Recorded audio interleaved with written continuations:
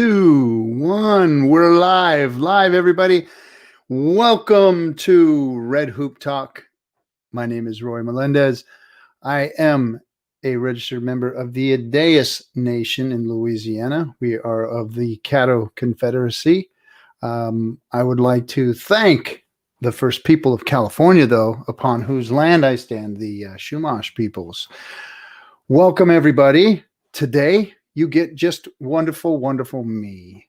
My sister is under the weather today. No COVID, guys. No COVID. She's not ill like that. She's having a rough time going through something. She's just feeling tired today, and asked if I would just fill in and take care of business. But apologizes to everybody for not being here, and thanks you all for your continued patronage of being here and supporting the show. I've got the comments on. I don't see anything yet. So if chat room, if you're in there, let me know that I'm live and everything is on and well. I know that our regulars are probably here and ready to talk.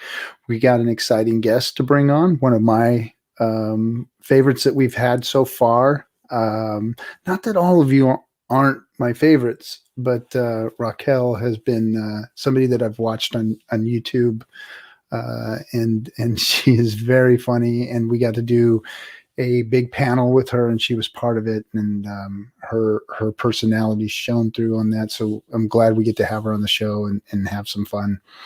I don't see anything happening. Let me make sure that, let's see, pull up another. I just want to make sure that we are live.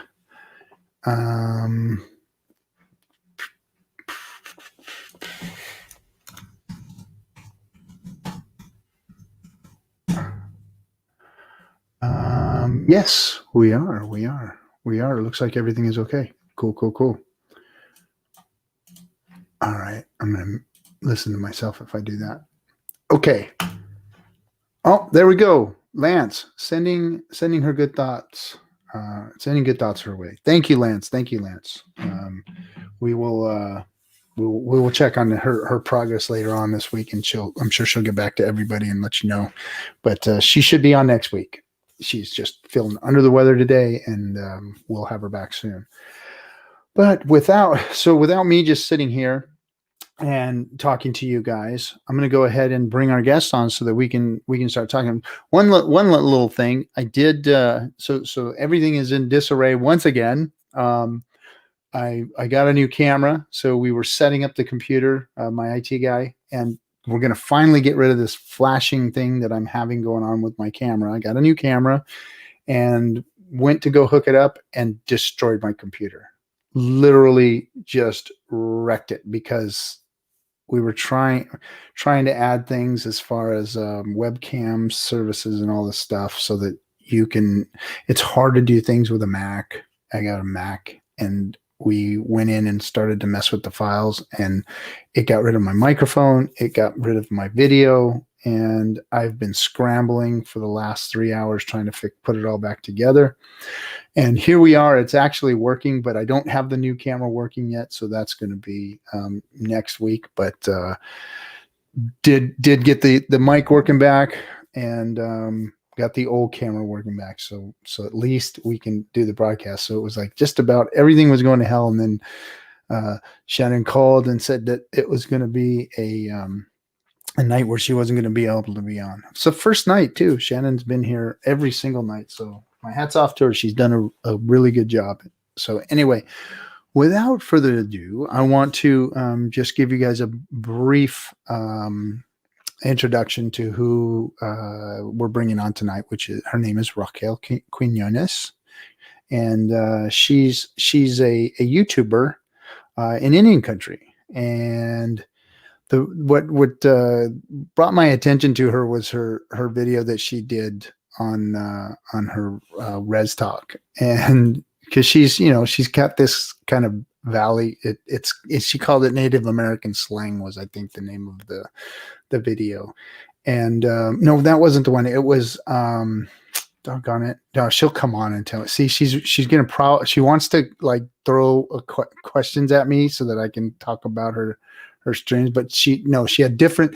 It was called different types of Native Americans was the big one, and then she had another one called Res Talk or Native Talk or something. But anyway, so that got my attention because I always talk about TikTok, and I love the TikTok community and the young community within it, and the art and the vision that they all.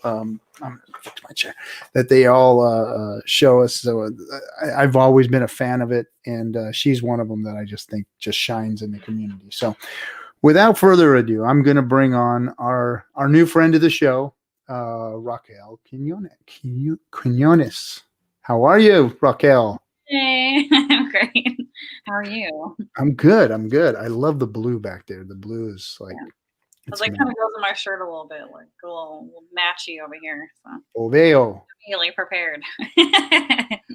Right on. Well, welcome to Red Hoop Talk. Thank you. Usually how we start the show is we ask, we never even really describe the nations. You're from multiple nations, right? Yes. So my native side, my mom's the native side, my dad's the Puerto Rican side. Uh-huh. So the native side is St. Michael, North Dakota. So it's like the Spirit Lake, Dakota side of me. And then my dad's obviously Puerto Rican, but that's my whole like ethnic background. But living wise, I've kind of like lived in a lot of places, and I've been to like multiple different reservations. So yeah. So that's where you got your slang from, is multiple reservation hangs? When I like grew up, because I had like best of both worlds of like city and reservation. Uh-huh. But I watch a lot of movies, so like however people were talking in the movies is how I kind of like picked up the way I talk, I guess. So when people say like, "Oh my God, you talk like a Valley girl," I'm like, I don't know. Like I watch a lot. I watched Clueless like 10,000 times, or like Legally Blonde, or some sort of like chick flick like that. So I think I just. So you think that's where you got it from? Because it's for you being from like the Dakotas, and from where you're from, it's like sounds straight up like a Southern California girl's voice. Oh really? I think that's so funny. Because I mean, a lot of them talk like that. Not to put them in all in one basket, but like we have our Valley girl, excuse me. Our Valley girl stereotype, but a lot of them have that sound, Mm-hmm.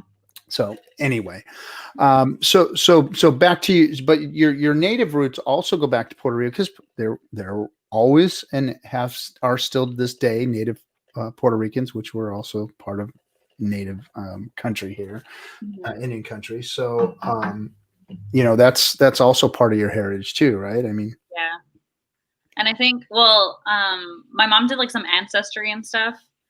And so she found out that like a lot of, I think on my native side, the descendants or whatever, like on my mom's side and my dad's side both come from the New York area. But I don't know like where it exceeds from there. But I thought that was funny because I was like, if you see like my Instagram or whatever, I'm always talking like I want to be a New Yorker or something like that, or like I'm from New York, but I've only been there twice, but like I act like I was from there. But yeah, I think that's pretty funny. So what reservations did you live on? I've lived on Spirit Lake. I've lived on the Dene reservation in Arizona.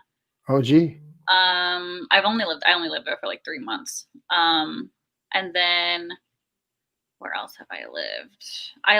Right now, I'm on like Potawatomi land because I'm in Iowa. Mm-hmm. And so there's it's like Tama, I guess, is the reservation over here. So it's like an hour out of here, and that's like where the casino is. So sometimes I'll go there to like look to see natives, because like there's no natives around here. And so because this area of Iowa is like little Chicago. So that's what I call it, because it's like so many people from Chicago come here, and it's most of the people around here are like African American that I see. So it's nice to see like native whenever I go out, an hour to go to the casino to go gamble or whatever. Mm-hmm. And then I went to college at Haskell. And so that's Potawatomi land, I guess. And then I only lived there for about a year. and then I moved back, and then I used to live in Oklahoma, so all the Cherokee, Oh. Cherokee, how that goes in Oklahoma. So, but yeah, so I lived there. I want to say, I feel like I'm missing one. But I've traveled to. I used to be when I was 13 or 14. I was like a powwow princess, so Mhm. I was Miss Spirit Oh, 2000. were you? Yes, I was. And then the year after that, I was Miss Traveling Spirit Lake. So those 2 years, I went to like every single powwow in the country. Yeah. Um, What style did you dance? I'm a traditional dancer. Okay. And the only reason why I was a traditional dancer was because I always wanted to be a fancy dancer, but no one was really there to teach me that. And then I was good at traditional, so that's why I didn't mind, you know. So you're like, I wasn't as this bad. is where I'm gonna get down. This is where my get down is, and this is where I'm gonna get I'll down. be good at I like to be good at something, so I was good at it, so I didn't mind it. And That's then, good. but the powwow crowd's I feel like that's a whole different lifestyle than Versus like being on the res, powwow lifestyle is a whole different kind of. yeah, Because in California, it's way different too. Because we don't really have like res life here. There are some, but and then some of the powwows are on the reservations.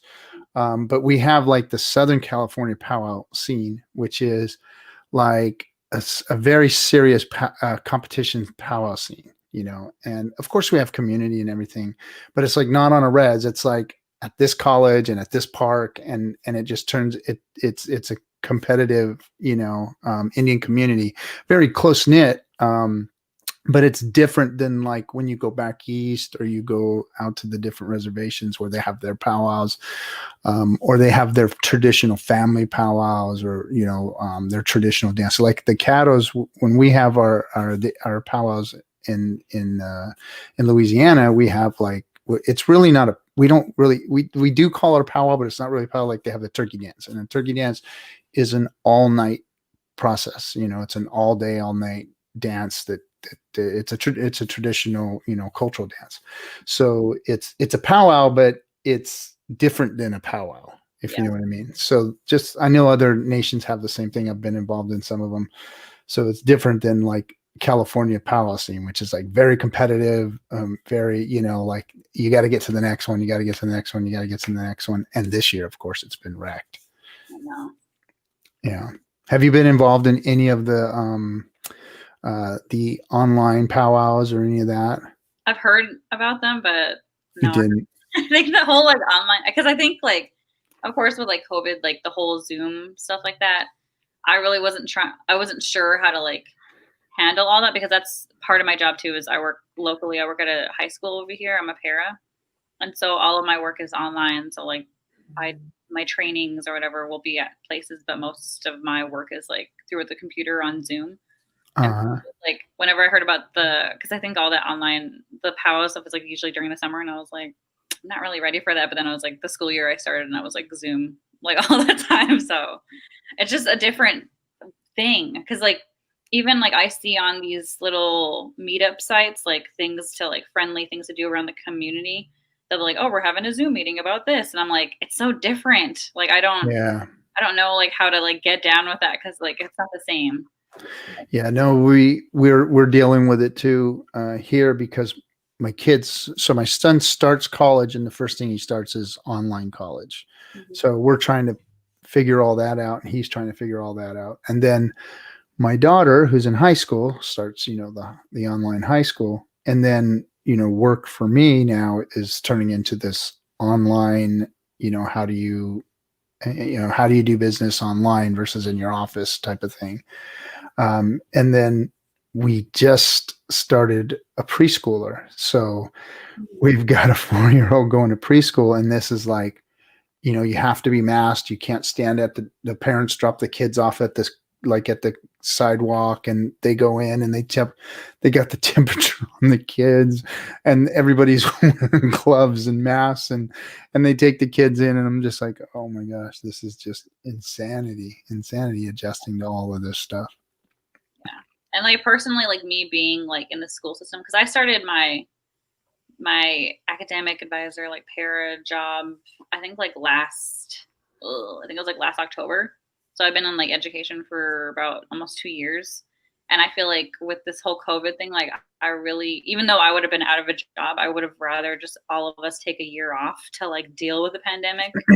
But then I was like, oh, I'll be behind. So it's like, I don't know. I felt like kind of, because really like my job, like as an educator, like I really don't do anything. Like there's really no work for me to really do. And I feel like I feel bad because I feel like kids can't really focus on like furthering their educational career right now because of where we're at, the state of the country right now. Yeah. No, it's a shame that we're doing it the way we're doing it, or have done it the way we've done it. I guess now it's like, okay, now it's time to start getting serious again, and now everybody's going back indoors and being more cautious because the numbers are going up, and it's too bad we didn't get it right the first time and just like try and knock this thing down a little bit, but I guess it had to turn political, and and here we are.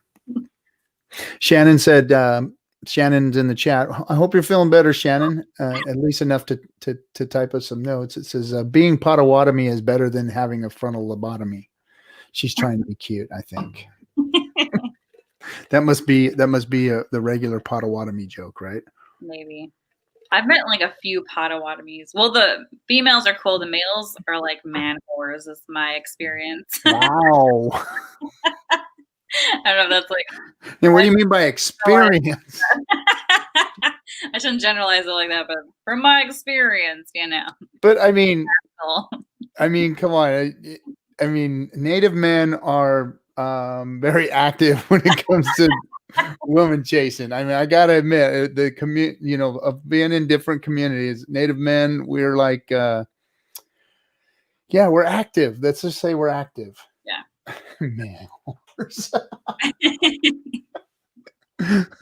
Go girl, she said. Can you see the chats? Do you have it up on there? Go to where it says comments, and then you can read the chats too. Oh, okay, yeah, I can see it. There you go. Hey Shannon, I hope you're feeling better. Yeah.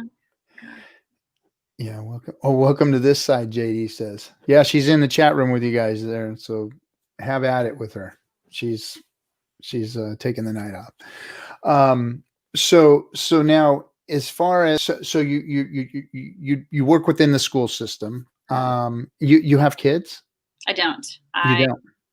Really, really want kids. This whole year actually was like a struggle because this year, last July, I got a divorce. But then once I got my divorce, I was really trying to like find a person to give me a baby. So I was like on the prowl, because I was like newly divorced.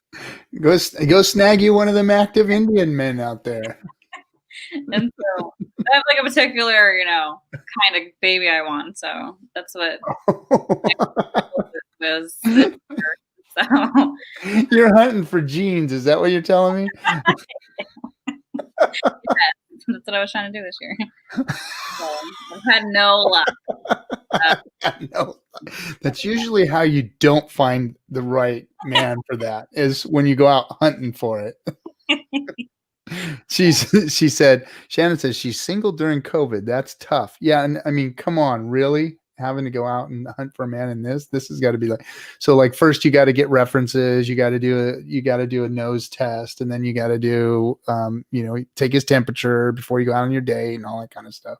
Mm-hmm. That's horrible. Well, and then like I feel like a lot of people don't understand my platform. Like I feel like a lot of people think, like whenever I meet men, like they think they can like, oh yeah, like you're a YouTuber, like they really think they can handle my life, but I don't think they can. Like once they like really get to know me. So explain that to me. What do you mean? So I'm, I do this show with my sister, and it's our little corner of Indian country. It's not a real, it's not a big show. Like, you've got, how many did you get? 65,000 views on one of your, or no, you got more than that, right? 200,000 on one and like 65 on another, right? I mean, you've got some, so you've got a lot of exposure. I do another stream that gets a lot of exposure, and I get like the trolls, like, I mean, the haters, the trolls, the the people that try and dox me, like try and, put my personal information on the internet and stuff. And I mean, for a woman, it's got to be worse. I mean, I feel like I meet a lot of like leeches is what I refer to them as, is like a lot of people that will, I don't know, they'll like clout chase, try and yeah, I hate saying that though, because I hate like putting that narrative on myself of like everyone's jealous to me. Like I hate saying that because I'm like I'm a human being. So well, like, no, but people want to they want to get what you have because it's that makes me something that uncomfortable when I think of that. Because like when you really know me though, I'm really like I kind of mind my business. I'm really an introvert. I really like my alone time, and I'm not really like a show person. Like, hey, I got this, and look at this, and da da da. Like the work that I do, I'm really passionate about, and I'm not ever doing it for like views or just the wrong reason. Like, I really enjoy making people laugh in my platform. So Mhm. when it comes to like meeting, well, potential like lovers or friends, I think that they see me online and they expect me to be one way, but then when they really meet me and see how I am up close and personal, they're like, oh, like this is a totally different person. And then that they don't like that person though. They want me to be on all the time and like laughing and Be funny, damn it. Be funny. Make me laugh. it's like I can't like do that because it's like it's a full-time job. Like that's my job already. So it's like sometimes I just want to Yeah. like watch a movie or something. Like I don't want to be funny right now. It's odd how this very easy way to get exposure has become kind of just like, being exposed in,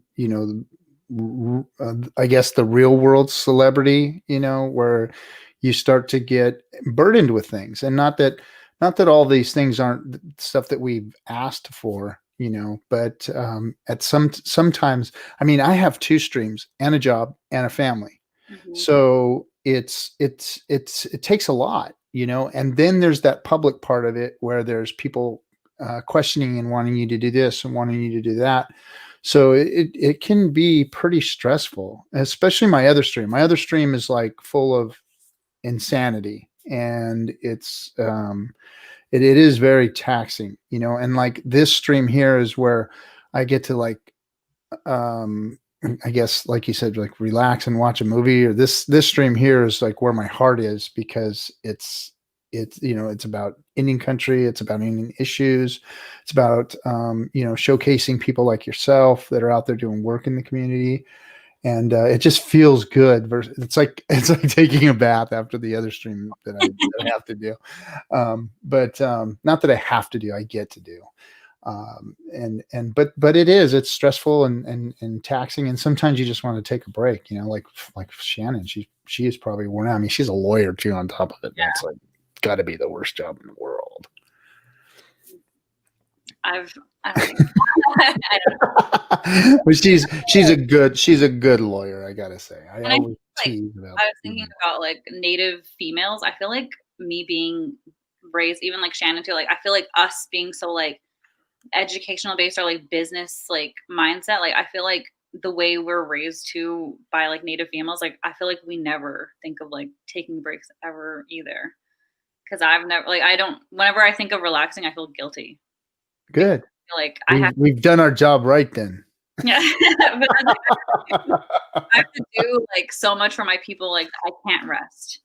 And like Mhm. sometimes I don't know, I battle with myself so bad because I am really, really like, even like before this, like 10 minutes before this, I was like literally like I cannot, like I've been working all day for shooting the newest video for my channel. And then I'm doing like like a couple photo shoots this weekend. So it's like I'm getting ready for that and then getting ready for the show. So it's like I'm working so much and I don't know how to not work and I'm exhausted all the time, but it's like I really don't have a choice though. I feel like Yeah. I mean I do, but it's like I feel guilty though. Like I feel guilty for not being Working harder.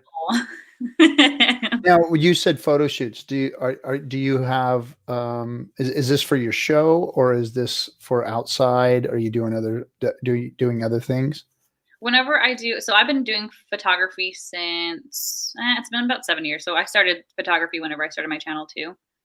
And so, but whenever I did photography, I would do it for like graduation or like I've done like a couple like a maternity. I've done like a few just like little things around that. Like if people needed like a photo shoot of like So monumental you do the things shooting, you don't for do the them. model. Uh-oh. No, okay. All the photo shoots that I do like individually, like on my Instagram, that's me. I've never like trusted anybody enough to like take pictures of me. Well, I've done one photo shoot this year with one girl that I trust, but like that's really it. Like everything else, I don't trust anybody like that because I feel like my creative vision, like the way I want, like the lighting and the editing, like every single detail of whatever I put out is mine, and I don't ever Mhm. want to trust anybody with that's creative control because I'm a creator. Why would I pay someone if I went to school for this, you know? Yeah. And so, So you did go to school in photography. yeah, I've done, yeah, I guess like when I got my bachelor's, I took classes and stuff like that for photography. And I used to have a photography camera, but my dog pissed on it. So, so I've just been using the same camera that I use for video stuff. Your dog pissed. You have a res dog? No, but he's a rescue. I'm actually his sixth family. You took a dog that went through 5 other families Yes, already. I did. You're brave as shit because I was like, Not the sorry, back. bud, you got to go to the glue factory or whatever, bro, because you ain't coming over here. Yeah. No, everyone was saying that too, because like whenever people see my dog too, they're like, "Oh my god, like he's so much," but like really, like me and him are the same because he's been through so much and I've been through so much. So it's like literally like that's my little person. Like, why would I ever get rid of him? Because like the thing, even he doesn't have like a peeing problem like that as much anymore. But I learned my lesson to not leave things laying around. But So he literally ruined it by being. yeah, I got wet. Like, I think I left like my camera bag. The whole bag was like soaked, and then like Oh, yeah, everything in it. So yeah, it got ruined. But I was like, I mean, I was mad, but at the same time, I was like, okay, it's like time for a new camera anyway. So like, whatever. But yeah, that was so pretty bad. you use your the camera you and I were talking about because you have the same camera that I just got. You use that one for your photo shoots? Yes, I do. And so, and it's great. Oh, Because cool. I'm excited then. So I got one I could take pictures with too, not just stream. yeah. So if you've seen any of like my Instagram pictures or whatever, like that's the same camera. And so, Those are okay. Chastity's in there saying, "Hey, girly," and I'm proud of you, Raquel. hi Chastity. Is that a friend of yours? Yeah, she's goes to the same church as me. Oh, Yeah. you guys go to the same church? Yes. Okay. So oh, where was I at? I was going to ask you a question, doggone it. Photo shoots. You're the photographer, not the model, and you do your own shoots. So all of your thumbnails too, you've done, Yep, obviously. that's all me. Everything creative is me. Which I will like eventually branch out and do like photo shoots with other people, but no, I'm have to have some. I have. One of those baby makers, right? Is that what you're talking about? And by the way, Shannon wants to know what kind of baby. I'm down for the brothers, so a biracial You want a little biracial boy. baby? Yeah. Okay. Well, there's your answer, Shannon. She wanted one too. She finally got one too. Mhm. Well, he's grown now, but I remember Shannon's always been wanting to have kids, and Oh, really? she went out hunting for one and got her one. Yeah. Good job, Shannon. That's what we do whenever we're like busy females like us, like we have to go find, a baby maker like that because we have to make more sacrifices because we have so much. Okay, so now wait. Let's step back for a minute. People are going to be like, "Wait a minute, what's going on here?" Now, are you looking for a husband, or are you just looking for a baby? Well, okay, at first I was looking for both. So the situation I'm in right now is I still live with my current ex-boyfriend. Uh-huh. And I'm I just wanted to wait till my lease is what was up so I can get like all this work done for YouTube and then move out on the 31st. So I planned it that way so that I'm paying for it, so I might as well like stay here until I already paid my rent, so whatever. Uh-huh. And so it's gonna be out till on the 31st. And so originally whenever I moved here, that was my plan. Like me and him were gonna get married, we were gonna have a baby. And so last December I was pregnant, and then I moved here, and then in February I had a miscarriage. Oh, I'm sorry. And so and I think like a lot of the content that I created from February on was a lot of like self-care videos because I was going through a lot of depression and anxiety, and I never had something like that happen to me before. Like the hair straightener one and all that. Yeah, just like straightening my hair to like get over the trauma in my life. Yeah. And so but I think like I just really dove into different things on my channel to try to help that, I guess. But I think what I'm realizing now is after all this work for at the end of the month in January, once I move out and all that stuff, I'm going to actually go on sabbatical because I've been doing YouTube for 7 years and I haven't had a break. And I think that I need to finally deal with all of my internal issues. So you've literally been on YouTube for 7 years straight doing regular content? Yes. And I think this December, it'll be 7 years. Wow. So, and because I know what it takes. The video production is like, for me and Shannon, and I mean, I do 2 streams. I've got one that I do 3 days a week, and then this one I do once a week. So that's, 4 streams a week. But I get on, we do our thing, and then I'm off. But you have to record or set up the content, record it, and then edit it. And that's like hours and hours and hours of time. Mhm. So you're in front of the camera for a very short amount of time, really, when it's considered, but then all the rest of it's production. I mean, thumbnail creation, shots and content and all that. Mhm. How much time do you put in a week on those streams? Oh my God. I never thought about that. Let's see. Okay, so today, here, I'll talk about yesterday. So yesterday I shot my new video. I got at the place I was shooting it at 1:30. I didn't leave till 1 in the, oh no, I got there at 4:30. I didn't leave till 1. And then this morning I got the rest of the footage. I think that took me maybe like 2 hours. And then I edited until like maybe like 2 hours before I got on here. Wow. So I don't know. I don't know.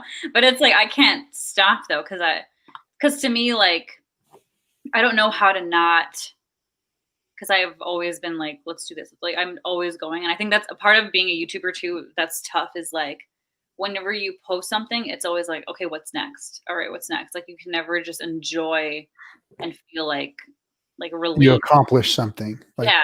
Because as soon as it's done, like being a salesperson, it's like as soon as the end of the month's done, the first of the month's here. It's like you're back on zero again. Yeah.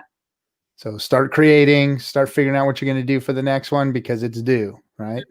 Yeah, for sure. So how has the Native community embraced you as far as your Native content? I know that a lot of your content isn't just Native based, but how have you been embraced by the Native community, and do you get a lot of people from the Native community or more from outside coming in and questioning?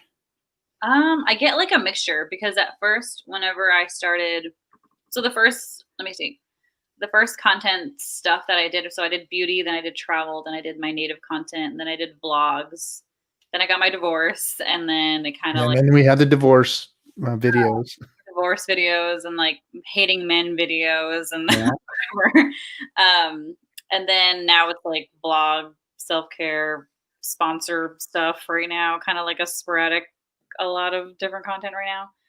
And so, but whenever I did my Native videos, obviously whenever I got my biggest following, but I think from that, it wasn't just Native. So I got like a lot of people from like Europe, Germany, a lot of like different countries. Uh-huh. And so, which I wasn't expecting at all. Like, one of my biggest countries that watch me is England.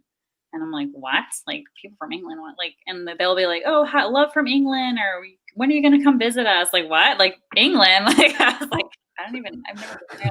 Like what? And Yeah, I so know that the Germans are very pro Native America. The German people are really interested in culture and stories, and they reach out. They do reach out. So have you've seen a lot of that from Germany too? Then yeah, Germany, yeah, a lot of like Switzerland, just a lot of. I just was not. I mean, me being like native, I guess I didn't. Me being a native girl and like used to like watch some sort of native content, I guess I never thought it could be like broad like that. So that's why I was like, what's different with me? Like, what, how come other countries are watching me and like not these other people or something like that? Like, that's why I didn't understand it. But I guess it's great though. I see it as like a blessing. well, Germany and That, England do have a affinity to Native America. They do. I've noticed that for many years now. Especially the Germans. I've noticed a lot of the Germans showing up at ceremony and being around powwows and especially here in California too. So I've seen a lot of that. So it makes sense. Have you ever been approached by outside of YouTube community to like do a content or model or be maybe even part of movies or other productions or anything like that? yes. So, well, I guess it is native. I think it was last month I got approached by a documentary in Canada. Uh-huh. So it's about like I don't know if I can be talking about like what it's about, but so I'll just say like a few things so I don't get in trouble, like if it's because it hasn't released yet. But they Hmm. asked me to be part of that documentary, so I like did some video work for them. Um, Okay. I guess it wouldn't be modeling. I was like one of the people on camera for Yeah. them. So you're part of the documentary. Yeah, and then Very cool. what else have I done? I've done some months back I did a podcast. And it kind of like it didn't go, I don't know how to explain it. Like we didn't like see eye to eye for like something, so I kind of quit for a little bit. Like I'm still willing to like work with them and all that. But I think with like one issue, like we as native people like didn't agree with that. I appreciate that because like I'm younger and like they're a little everyone's native perspective is different, so I didn't mind that we disagreed on something like that because I'm happy that we disagreed on it and like it didn't get messy like Yeah. like like tribal council where like it's like messy and like No, that's where it gets real messy is when yeah, it's like tribal it wasn't council like that. stuff. So I was like I'm happy that we didn't get We got to get the lawyers involved. yeah. But so we had like a disagreement, but I was on there and I think that really opened my eyes to my platform because like whenever they reached out to me, I've never been, especially with native females, I've never been appreciated like that. Like, oh my God, I love your stuff like that.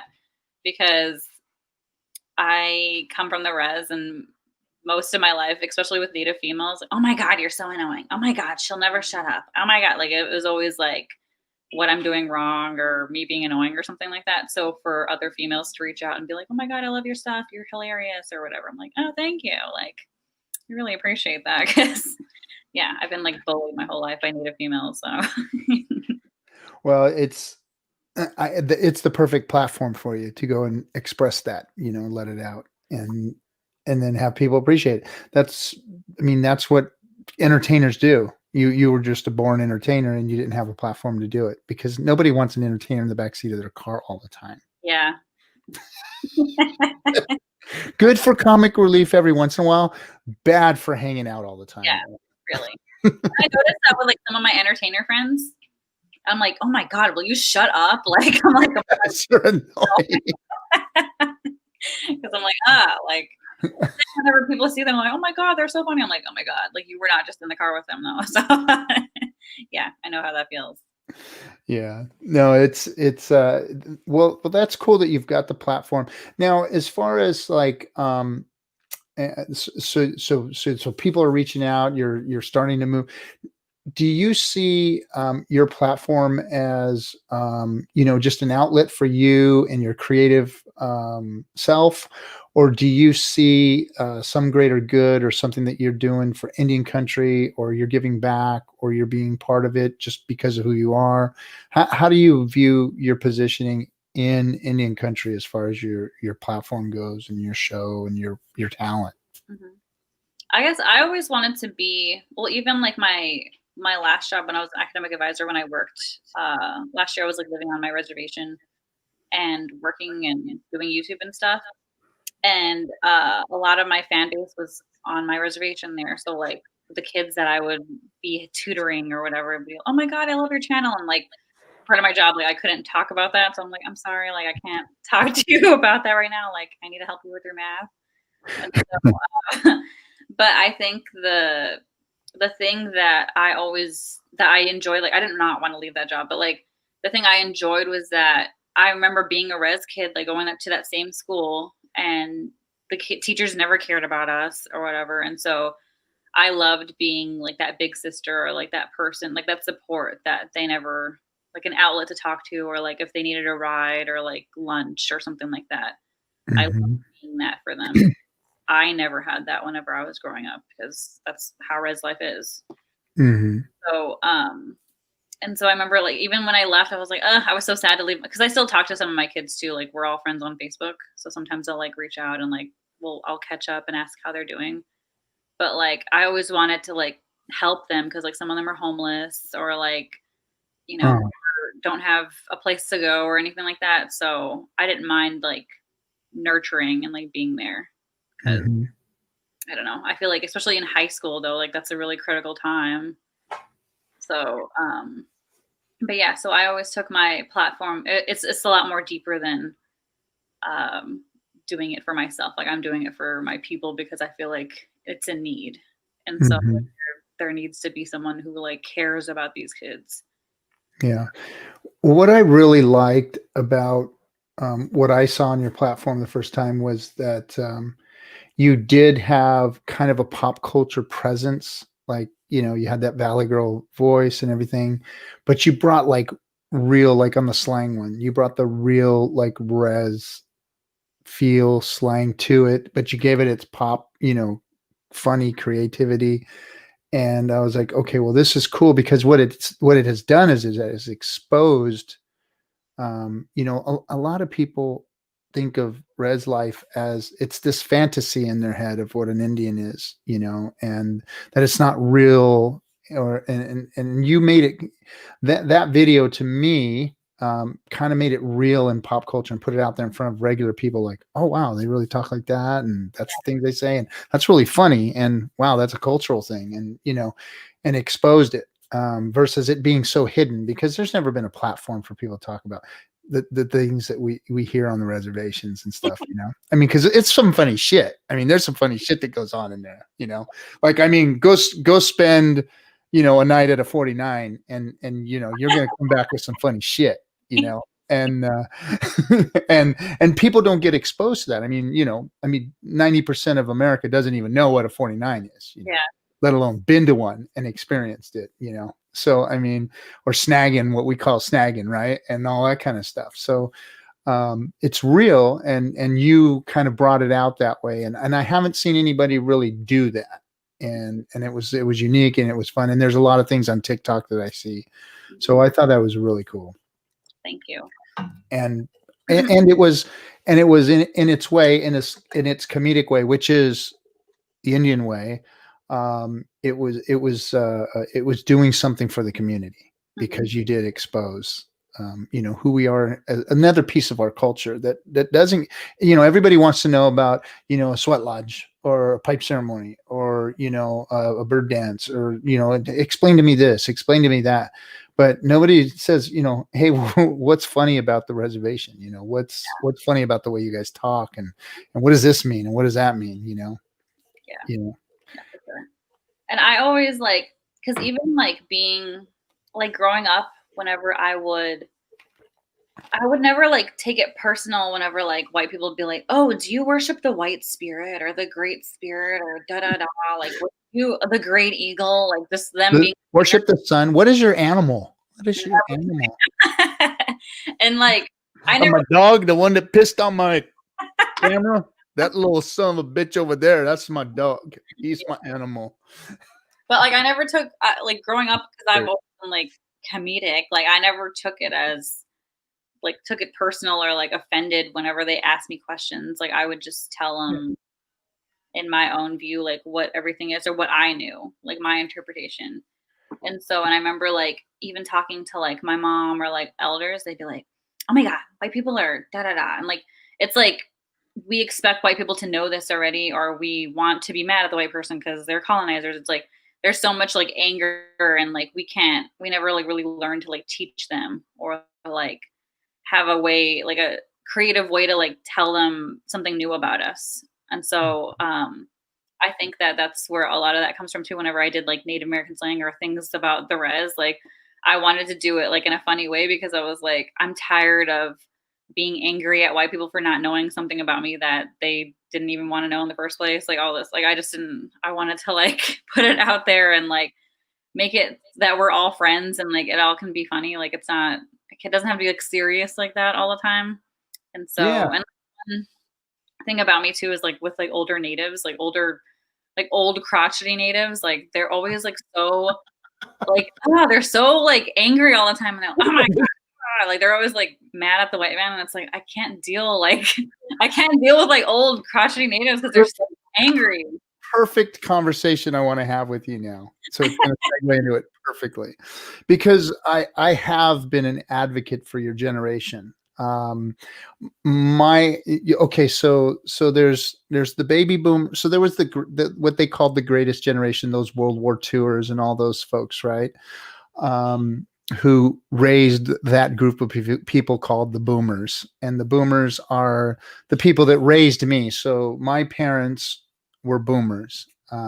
I had one of those Indian fathers that was in prison all of my life. So I was removed and adopted from that family that way. So those people raised us. And I always said that my generation, the Xers or whatever you want to call us, we kind of rode on their coattails, and they were the ones that were the angry ones because they were the ones that in the 60s that took over Alcatraz and AIM started, and they were really advocates and they were fighting for things that were important, very, very important. And so I got a lot of that from them. Yeah. A lot of my uncles and the people that I was mentored by, I got a lot of that anger and that fight. But we were like, kind of like, we didn't really do much. We didn't protest. AIM kind of like fizzled down a little bit and settled down a little bit. And we were like, okay, well, we're kind of okay just being Indian and let us have our things and give us a few laws and let us have our religions and our some of our stuff back. And we'll keep fighting about the mascot issue a little bit here and there and all of this. And I felt like we kind of like faded into the tapestry a little, like we didn't really do as much as the generation before us was doing. And then I see your generation emerge, the Z's, right? You guys are the Generation Z or whatever. I'm not sure exactly what there's so many of them now. I'm getting so old. There's more generations popping up in there. But you guys, I see this fire in you and this attitude, like you just expressed, like, guys, just chill. Let us just be who we are and let us show everybody who we are. Cause we got platforms now, and it ain't so bad. Let us handle this. It almost feels like that. And like, you guys got it. And I feel like the education you guys have in general is a lot better than our education that we had. Like for instance, my sister, she's very, very smart. And she's college and she's lawyer. And so she's all of that. She's the epitome of all that. But that was like the fewer and farther between of all the people in my generation, it seems. Like there were some smart ones and there were a bunch of us dumb ones. And that was me. But anyway, you guys, the schooling that you get now and the education that you get and the understanding of your culture now and the power that you guys have with the platforms and and then still in keeping keeping our tradition of comedy relief inside all of it. I think you guys have embraced that more than my generation did, because the generation before us was so angry, and we kind of like had to hold on to that and just go, okay. But you guys are like, no, don't forget who we are. We make fun of everything. We tease and we make jokes, and this is how we do it, you know.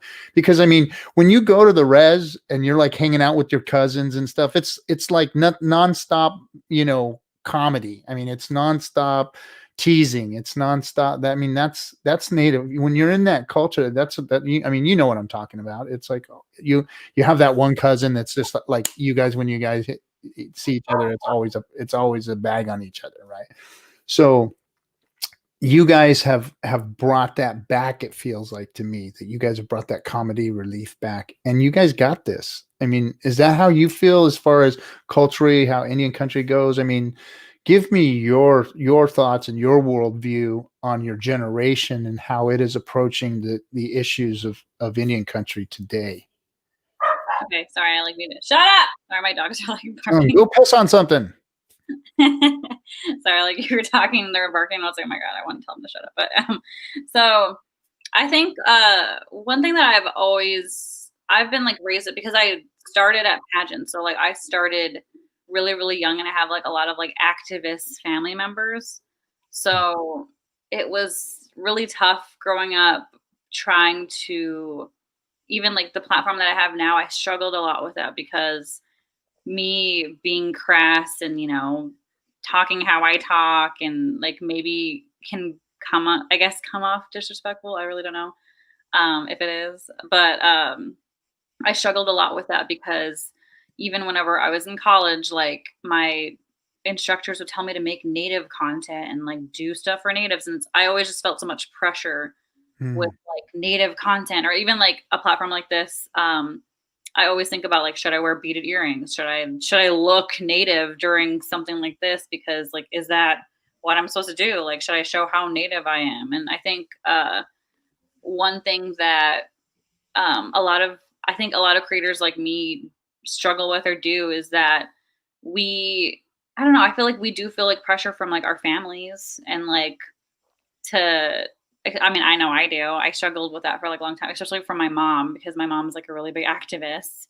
So I always struggled with having my own voice or living my own life because I was always taught to like, it's always for your people. It's always like, you have to do this, you have to do that. Like you always have to like fight for our people no matter what. And so me like being the way I am, I always felt criticized no matter what. Even like the biggest comment that I get on my channel is, she's a white girl. She talks like a white girl. Like she's colonized, or just anything that I've brought forth by full blood natives. I've never been enough native for full blood natives. But isn't being colonized being native too? Yeah, I guess. Right? I mean, they can't take your nativeness away from you because of your situation. They can't take your nativeness away from you because of who you were raised by, or how you were raised, or what community you were raised in, or how you prefer to talk, or who you prefer to date, or any of those things. That doesn't take away the fact that you're an Indian, and that the things that you do every day are for your people, are for everyone, for all your relations, no matter what you're doing. I mean, it is. And I think that I honestly feel that you're doing it in respect. That's why I liked, you know, the content that you created, because it was always about, you know, you just being you, and hey, this is an Indian doing what an Indian does, and I make people laugh, and I make people like what I'm doing, and that is being native. Yeah. Yeah. You make the greatest faces. Oh my gosh. And so like you can twist your face and make a thumbnail in like a second. I know it. Do you take a lot of pictures when you do your thumbnails, or is it like you just know it and you do it and you take a shot and that's it? Well, okay, so it's a video. So usually I'll do. So you pull the shot straight out of the video every time. Yeah. So, but I pose, and because that's kind of like when I used to. Okay, so whenever I was 18, I wanted to be like America's Next Top Model, but I'm too short. I'm only 5'4", so like I couldn't do it. But anyway, but I learned that whenever you're modeling, it's like a movement. Like you're moving and whatever, but like you're always expression was always like the biggest thing that I struggled with modeling was because I don't know if you've ever seen like some of my pictures on Instagram or whatever. Like I'm trying to be like sexy or I really don't know how to do that. So So I'm not an Instagrammer. I do have it. Now I have to go on and look because I haven't seen the Instagram, just the YouTubes. no, but I think whenever it comes to like me funny, like funny expressions or anything besides like me trying to be serious is great. But yeah, anything else is kind of bad. But yeah, so that's what I learned is like a movement. So I'll just do like a funny video of like, but I'll pose and then do it or something. So that's how I get my So, and nails. then you just go in there and find, oh, that's the right one right there. And but see, that's talent. That's talent. Just knowing which ones to get is talent. Good for you. So now, so your work in the community. You said you were in education. Other than your or other than your YouTube channel, what are you doing in Indian country with you? I forget what you said. You said you were an educational advisor or something like that. I was like academic advisor. So whenever I Academic. worked that job, but now that was my old job, but the job I have now, I'm a para. And so, which is technically kind of the same thing. My job over there, though, whenever I was working on the res, was like I think I was overseeing like over 200 kids, and it was just me at this one. Wow. So the thing that was great and sucked at the same time with that job is like I was shorthand. I was the only one for all those kids, and obviously one person can't take care of 200 kids. But Mhm. I liked that. I don't know, like I had I guess some kind of impact or like I guess I tried. I feel like the thing I loved about that job was that my boss, like knowing my platform or like the people that I work with knew my platform and they really allowed me to kind of create my own curriculum and like reach the kids how I believed I could reach them. Or like if we had something in the budget and I believed something, then we could do it like that. So I really enjoyed doing that work. And I was like, I hate that I left, but I was like, I couldn't find an apartment really in that area anyway. And like, I had my dogs and it was just like kind of chaotic. But if I could go back to a job, I would definitely go back and work there because I always wanted to work in my native community anyway, just because I don't know, I feel like I already had a platform here and I always wanted, I don't know, that was always my goal was just to anything I could do to help my native people no matter what, like just whatever I could do. Now, when you were doing your curriculums or your when you were advising or whatever, what was that? What did that look like? What were you doing within the school? So I had like certain kids that I had like a certain group of kids that like needed to graduate. So it's like most of them were like seniors. So I had to get, So we're talking high school then. yeah, high school. So like some of them, like I remember one, he was a basketball player and I asked him what school he wanted to go to. And he was like, oh, well, I can't get into that school. So I'll just go to like this local school. And I'm like, no, like what school do you want to go to? And he said, Duke. And I was like, oh, well, why don't you try that? Like, just because we're native doesn't mean we can't go to Duke. Like, I know a lot of Native Americans that have been to Harvard, Princeton. You know what I mean? Like, just Mhm. because we're from the res doesn't mean we can't go on to bigger and like be at these big Ivy League schools too. And so I feel like I motivated him, or like I feel like no one's ever told him that before, which like hurt me too because I was like, what? Like, I guess because whenever I was growing up on the res, like no one told me. I just believed I could do what the white people could do too, and no one just because I'm from the res doesn't mean anything. Like I can do anything I want. It Mhm. was always my outlook. And so, but yeah, he needed help with like a basketball video. So I said like I could shoot it. I ended up not shooting it because I ended up having to like leave. But yeah, but I still like gave, him pointers and all that stuff to like try to apply or try to go to like the school that he wanted. So just things like that were um like them telling me what they really wanted to do and me trying my best to like support them because like no one else was telling them to do that. Like everyone told them to just do something easy. and stay Mhm. or go to the community college or whatever. And so It's 7 o'clock. Oh, that's my computer. But I've always been, I'm a dreamer. So it's like, I can't just tell somebody something, something easy. Like if I really want to know if one of my students wanted to do something, I would do anything in my power to like get it done or like Mhm. work toward that because I'm so uncomfortable with just telling somebody something easy because I can't. Like that's not the life I live.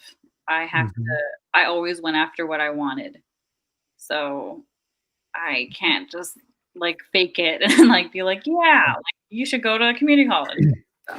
So, So how do you feel about um, Native America and success within uh, the United States and its culture and its platform that it's given us to operate in? Because, I've had a lot of pushback myself from that because I'm like you. I've always been success oriented.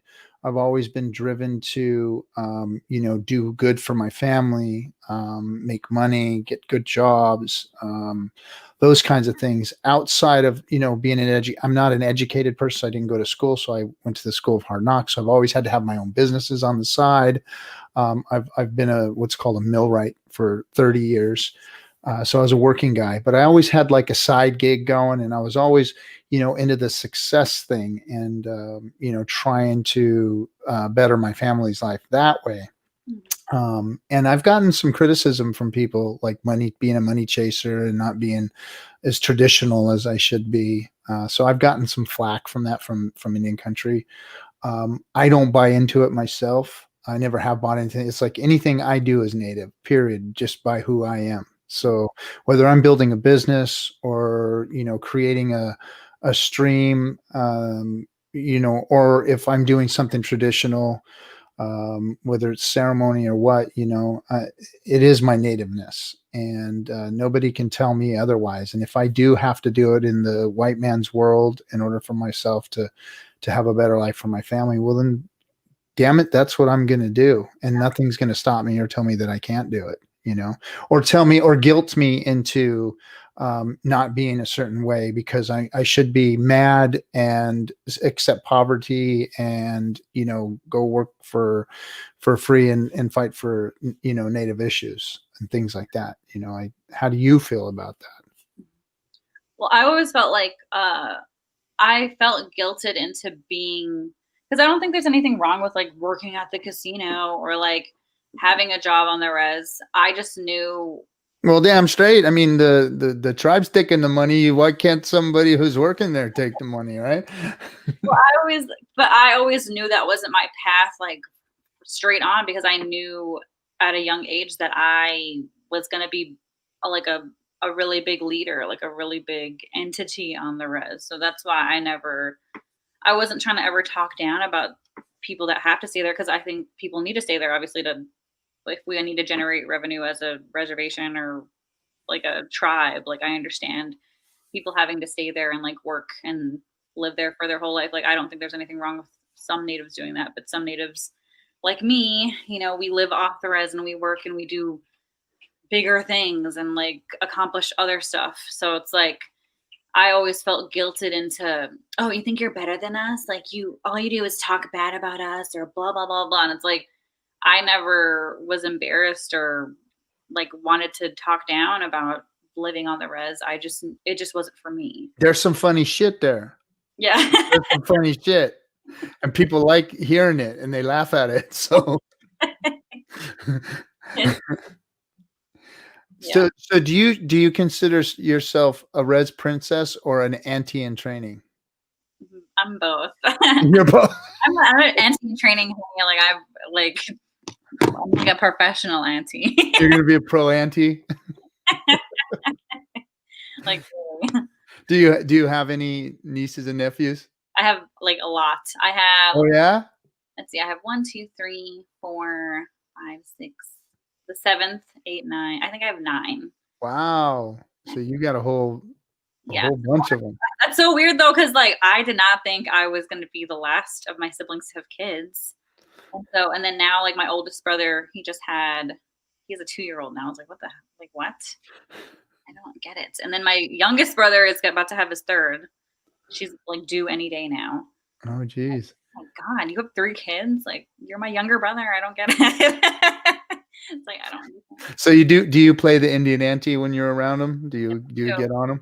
Well, I love it because like all my nieces and nephews, they know that I'm a YouTuber, so they all, I think it's so cute. I want to cry talking about it. Whenever I'm like visiting them, they're always like in their room watching my videos or something, and I'm like, oh my God, what are you doing? Like, some of them are like kind of like not old enough to watch that, but whatever, like whatever. But but yeah, they always want to be like involved. Like, if I have to film something like a travel vlog or whatever, they want to help me, and like they'll say action and all that. I'm like, they're so cute. Like, I can't deal with it. Okay, if I was gonna show, I want you to pick a video that you want us to show. And then, my favorite video that I've ever made is called "Living at My Mama's Crib," and that's whenever I got my divorce and I moved in with my mom. So it was a long time. So living. I don't see that one in here. Let me see. Should be like right before I got a car video.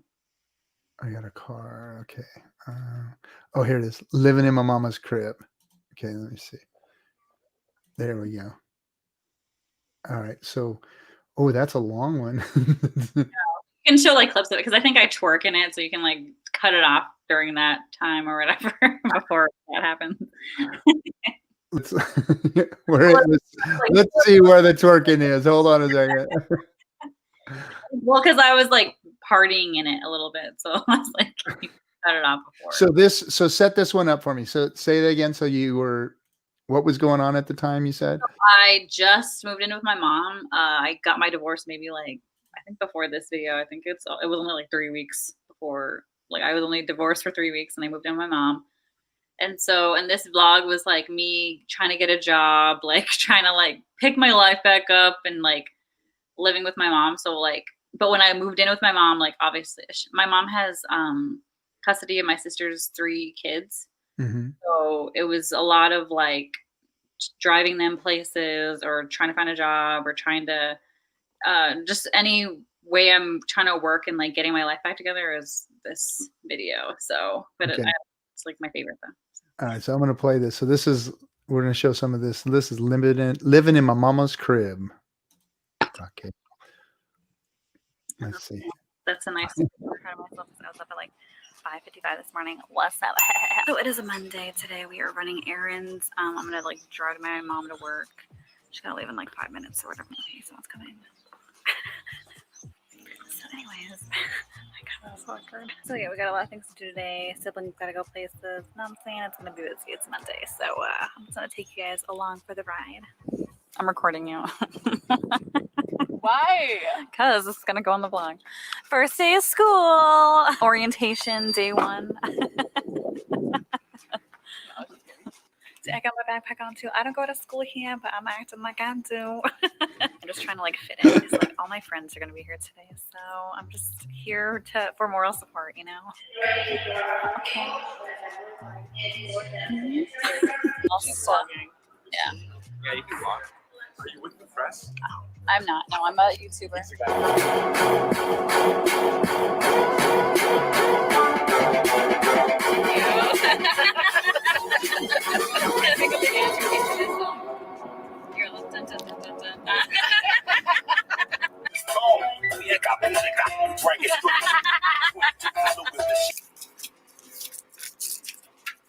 Lego.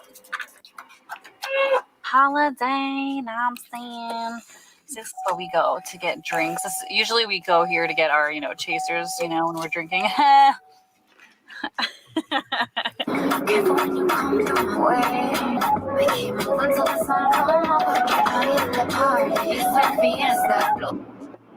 Hello. What's going on? Nothing.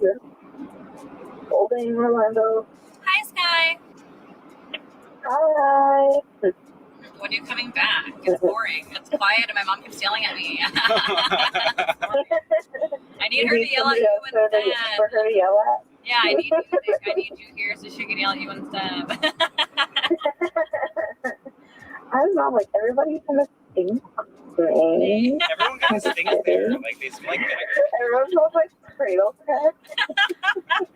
You smell like sauerkraut. You smell like straight You meaty. smell like a dirty puss, baby. Do your best mom impression. You f***ing girls can't even keep this car clean. I put the gas in here. I let you guys drive with it all day. The least that you guys can do is keep this car clean. Hi, Mom. Hey. Hey, guys. Okay, so I'm driving right now. Let me pay attention to what I'm doing. I ain't trying to get in no accident on my mama's car.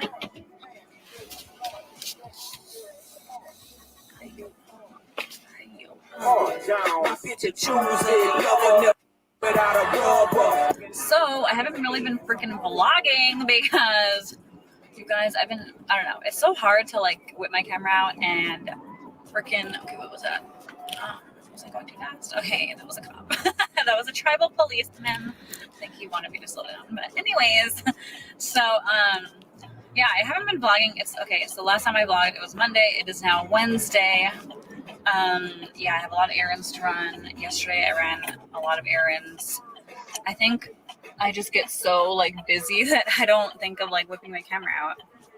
And I'm on like my camera's on like 25% right now. So yeah. Okay, freaking seriously, the sun's gonna play me. Okay, I'm finally parked. So plans for today, I have to chauffeur my siblings around because, you know, that's my new job. I'm a chauffeur. I have a job interview at 3, which I'm basically getting a job at 3 o'clock.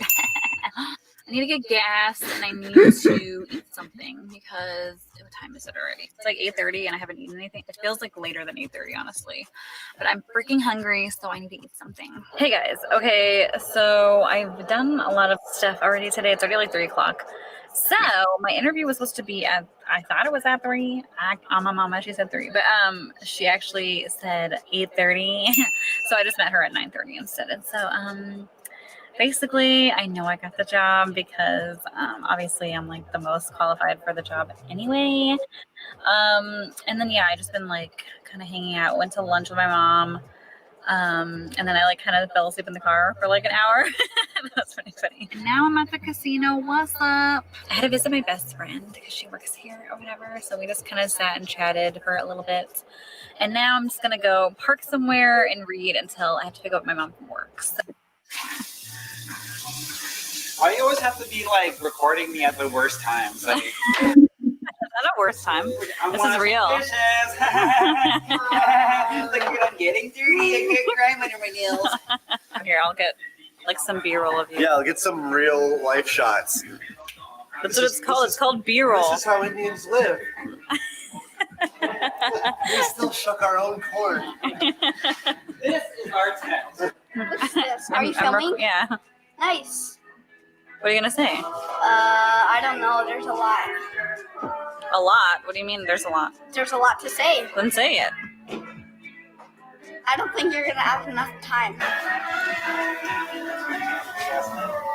It's a dangerous operation. We got the deer meat stew over there. Oh yeah. Okay, I'll get Sky eating.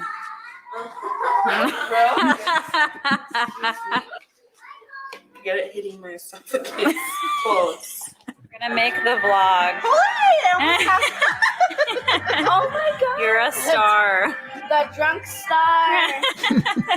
Celeb Model.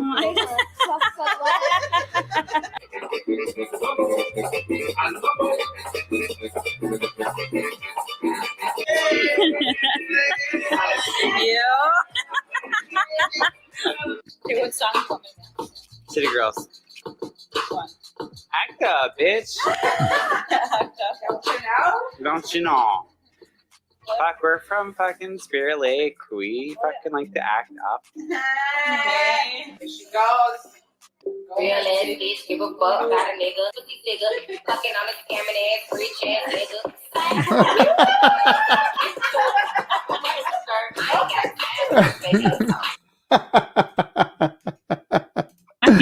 We got it.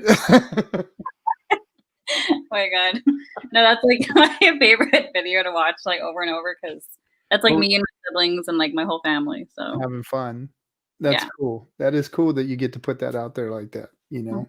yeah. I was a little nervous to like put that scene. I was like, whatever, you know, that's normal for me. So being myself. It's real, you know, and it's real Indian life, you know, and that's what's cool is that you can put that out there so that some of these stereotypes of, you know, what it's really like a bunch of stoic people sitting around in a freaking wooden cabin somewhere on a res with a dog and all that stuff, you know, it's just very cool to see it exposed like that versus what we all see on a regular basis. Yeah. And then maybe some of those questions will stop, you know, some of the lifestyle questions and the what's your spirit animal questions, and like who's going to ask people like that, like what's your spirit animal? It's like come on, this is real. We're just as real as you are. Yeah, for sure. So Right. and Now, plus like I'm what's traditional, really traditional. I mean, like I used to powwow, but like I've never like seen myself as like really, really traditional. So like I've always been like an urban city girl. So like I never. I mean, I'm resi. I'm like resi because I'm around my family. Yeah, but like I've always been a city girl. So But you're traditional where you stand. Period. End of story. Is what people need to understand is that Native people have always been traditional in who they are, no matter where they stand or what situation they're in.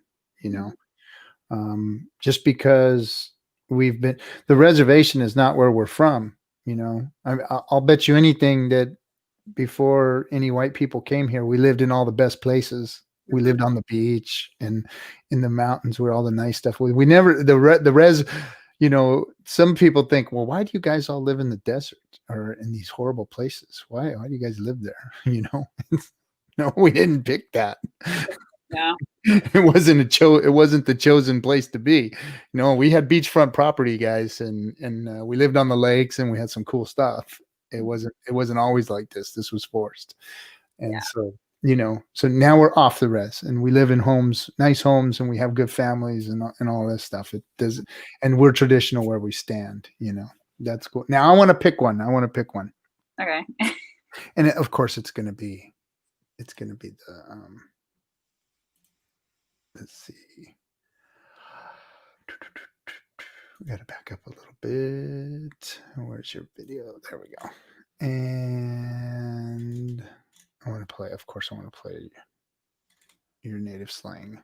You have like 3 parts to it, right? Or is it just 2 parts? It's 3 parts. I do native slang 1, native slang 2. I do different things, or how you know you're from the res, and then different types of natives. Okay, different types of native. Let's do native slang 1 first. Let's see. Share audio and can you guys see me? Hang on, I'm filming right now. What? I'm filming right now. Well, that's just too bad. Oh, hunty. Hey guys, it's Kel. Welcome back to my channel. So by the title of this video, yes, guys, I done did it. We are going to do a Native American slang video. Hey, stop it. I'm trying to, why? Why now? I'm filming. Do you want to teach them the first word? Soup? I can't see myself. So today I'm going to be a teacher. So I'm going to teach you guys some common words and phrases that we use on the res.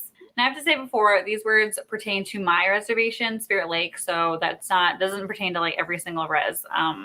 Every reservation is different. So these are words that people on my res use. So the reason why I wanted to make this video is because I just took a trip home and I didn't realize like how much I talk like a res girl. Like it's so bad. Like I didn't think it was like that bad. So yeah, but yeah, I made a video. If you guys didn't see my trip home video, go ahead and go watch it. But yeah, so I wanted to make this video just to explain the words that we use. And yeah, I hope you guys like it. So without further ado, let's start this video. So for those of you that don't know, I am half Native, half Puerto Rican, and I actually grew up on a reservation.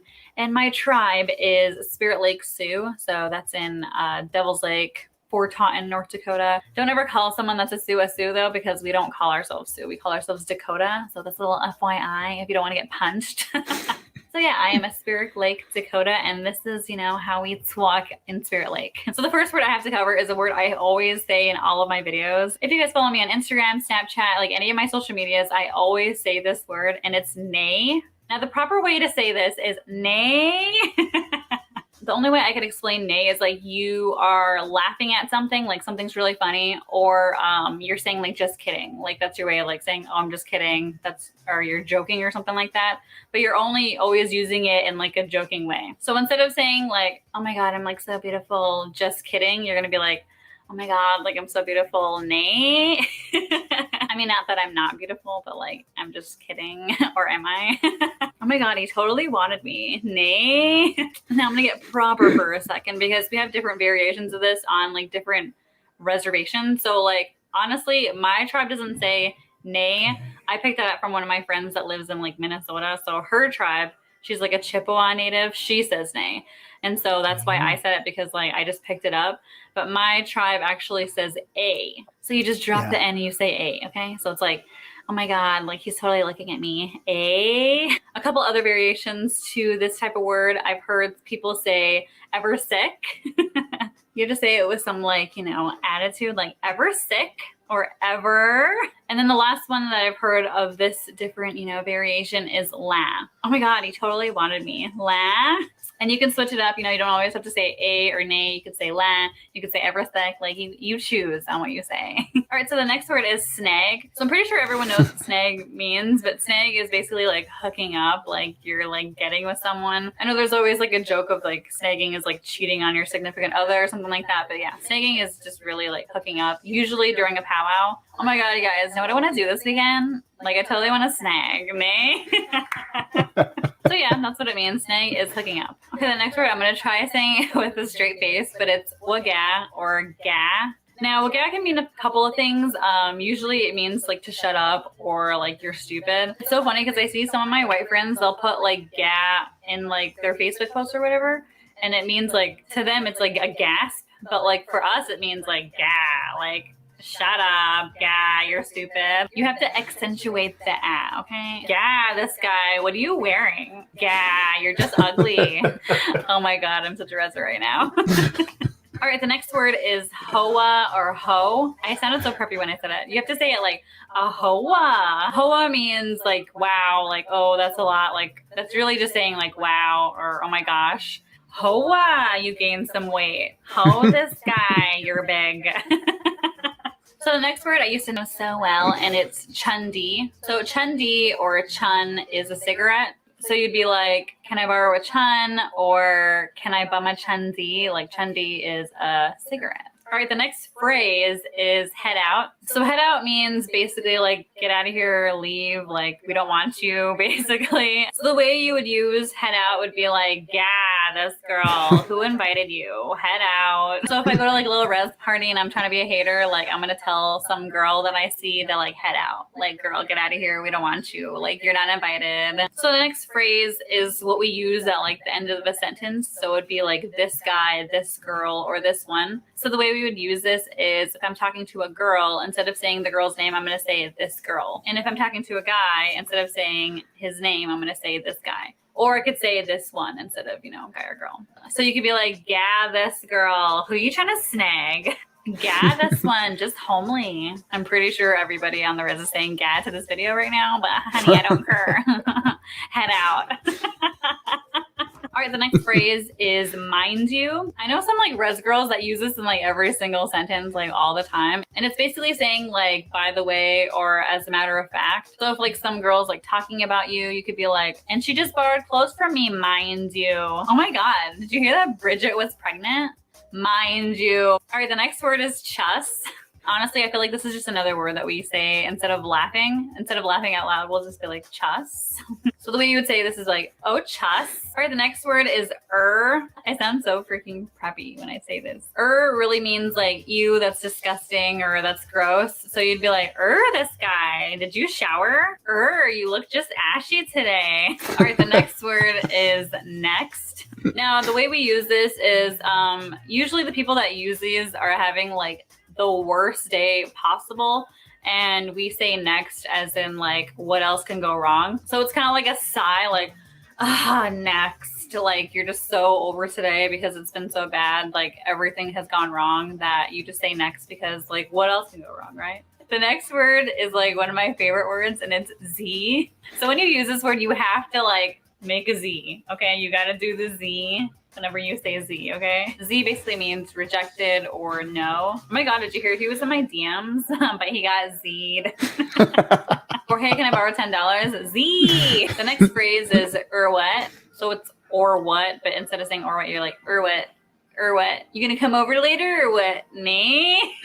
Oh my God. It's usually like little res boys like trying to like holla and like get your number or whatever, but they're gonna get Z'd. The next word is blank. Getting blank just means getting drunk. We never say we're gonna go out to get drunk. We say we're gonna go out to get blank mode. That's what we say. All right, the next phrase is not even or not eves. So not even is our way of saying like, no, it's not. So instead of saying no, it's not, you're gonna be like not eves or not even. So let's say I'm saying like, let's go out tonight. Let's go get blank. Like it's my birthday and it's not my birthday. People will be like not eves, like not even, it's not your birthday. All right, the next word is as if or zif. And so as if just means as if, like how everyone else uses it, you know, Cher from Clueless, how she says as if, that's how we use it. But instead of saying as if, sometimes we'll say zif. And whenever you say zif, you got to say it with some, you know, some sass, okay? Like if Josh is saying something to me, like that's stupid, I'll be like, zif this guy, zif. Another word you can say instead of saying as if would be for sick. And so for sick basically means the same thing. You just, instead of saying as if, you're saying for sick. So yeah, you'd be like, for sick. All right, the last word is hunta. So hunta is actually like a Dakota language, like my Dakota language word. And there's a few other like phrases that we use that are just our language. But yeah, hunta basically means like hurry up, like get going. I always think of my auntie whenever I think of this word because she's always like in a rush and she's always like hunta, hunta. Like, let's go.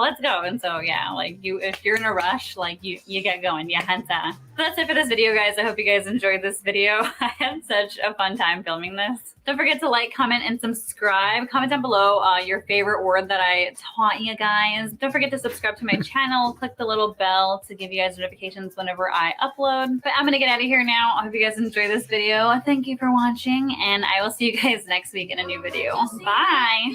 Trying to get at it.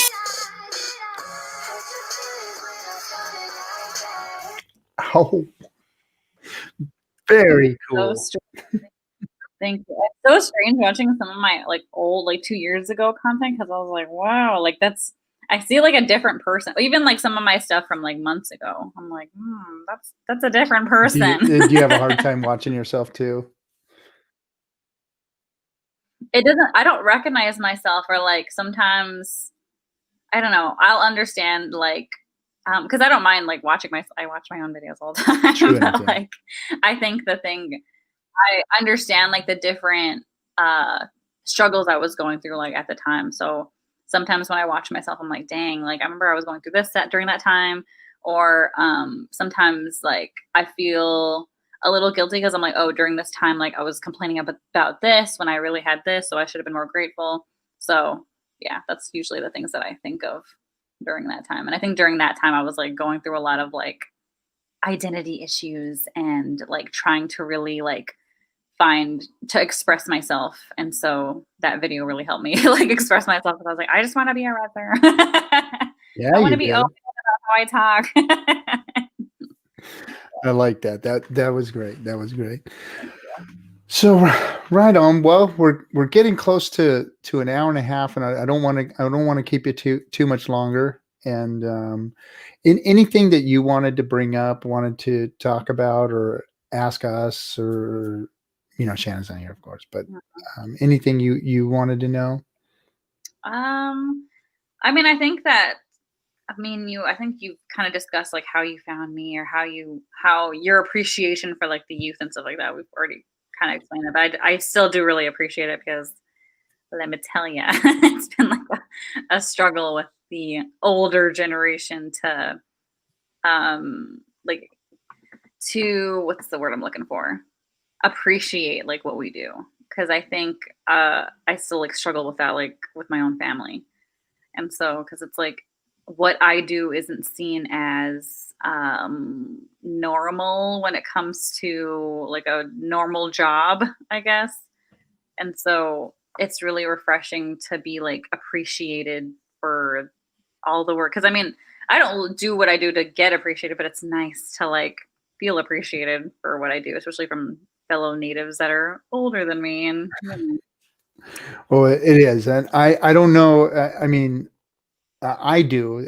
It's just my observation of what I'm seeing in the younger generation these days, and I have a lot of hope and a lot of admiration for you guys and your energy, and the ability to utilize the platforms that we do have and to express all of our nativeness, because like it was so I'm glad you picked the video you did, because you know your household is no different than any of our households, you know, with the people having fun and the kids and everything going on, and and that's what I've always wanted, these outsiders that ask questions to see, is who we really are. And you guys express that well, and you guys do it well. And I admire that about the younger generation, being able to have this platform and the know-it-all to expose it and to say, hey, this is what Native America is right here. And you know, like your video with the slang talk, it's like, get to know us a little bit. This is who we really are, and this is how we've adjusted to culture, and this is us on a regular basis, you know. Z, you guys, right? Yeah. Video has really, I guess like it's still like overwhelming to like what that video has done for my career, because I don't know if I shared it last time that a museum in Philadelphia is using that video in one of their native exhibits. Oh, really? And so I was like, what? Like, I'm going to be in a museum? Like, what? Like, I'm going to, like, they're going to play that whole video, like, how I'm talking, like, in the exhibit. So I was like, I'm going to hear my voice, like, on the megaphone or whatever, like, in that. I don't know. And so, but they're doing, like, I think they're doing, whenever the tours open up back up after COVID, they'll do physical tours. And then, but they're right now, they're doing virtual tours. And so they're using that video. And so I was like, yes. You. Shannon can help get you out of the museum one day, maybe. It's kind of a repatriation joke. Oh, she asked me what my tattoo is. Oh, it's film. It's film. Film strip, and then on I can like adjust my arm. This is like a rose. Wait, can I go this way? Oh, there it is. So it's like a rose, and then the film wraps around.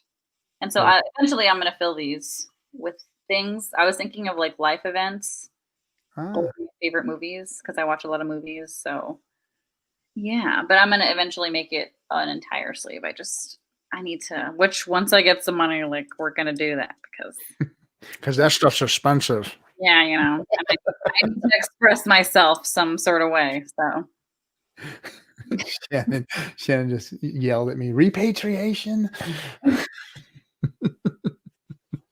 It was a joke, Shannon. Chill. I'm gonna have you Z'd. Girl.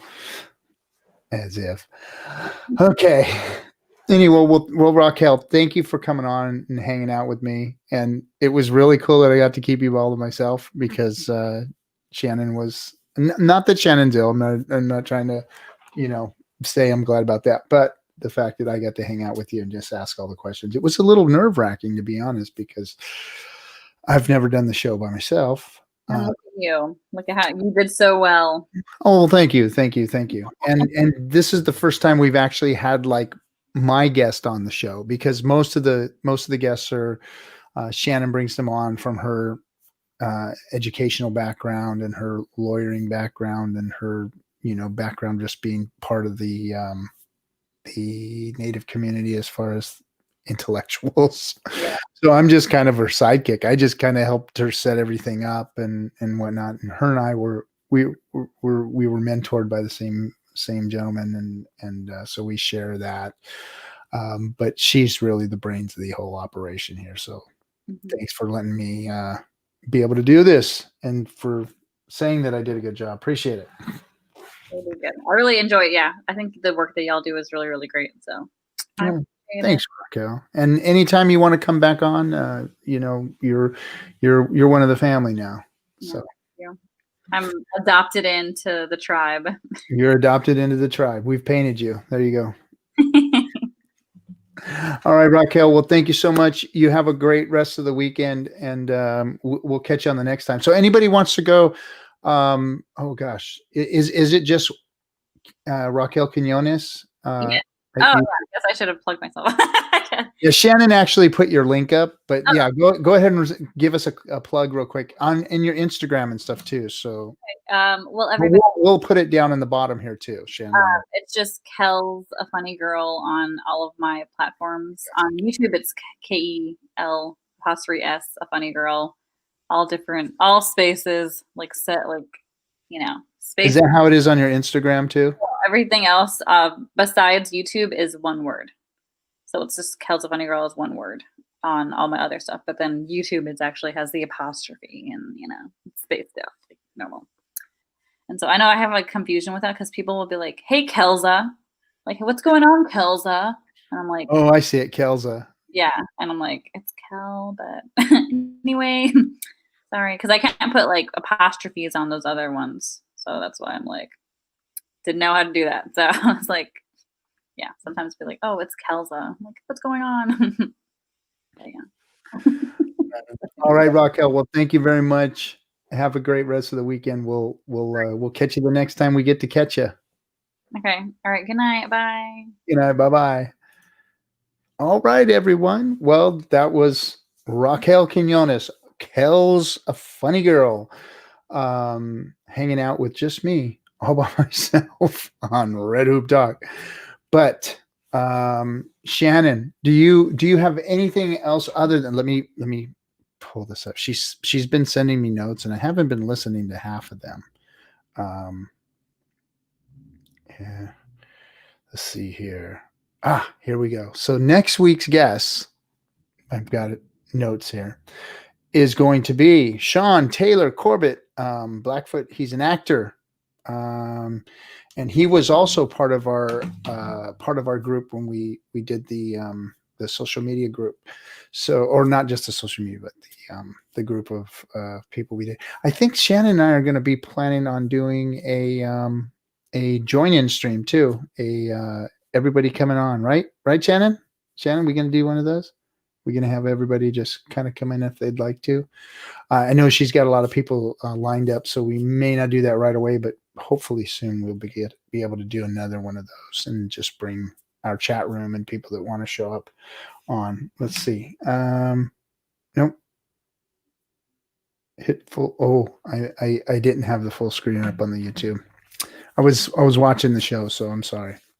Anyway, the Association on American Indian Affairs is who has brought the show to you today. So we appreciate them and all of their support.